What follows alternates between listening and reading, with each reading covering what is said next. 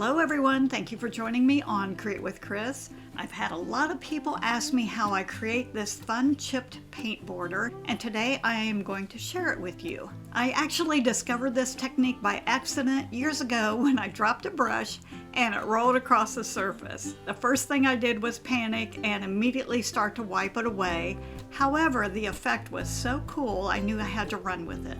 After playing around with it and refining it, I came up with a super simple way to get that perfect chipped paint illusion. It's quick, easy, and a great way to upscale any design. So grab your brushes and let's get started.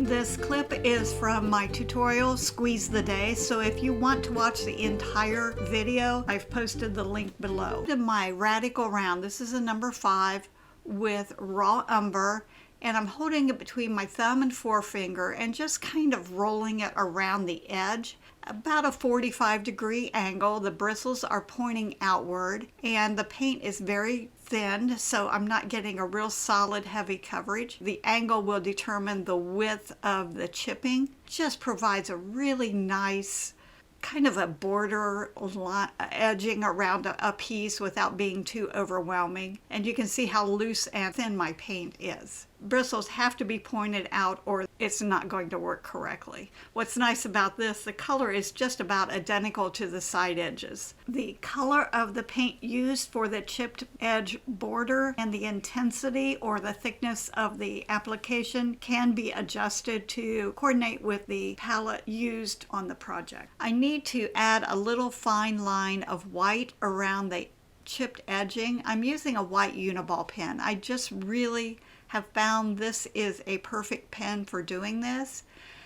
It flows out nice and even, but if you go too fast, it'll start to skip. So slow down, allow time for the ink to come down the barrel and onto the surface.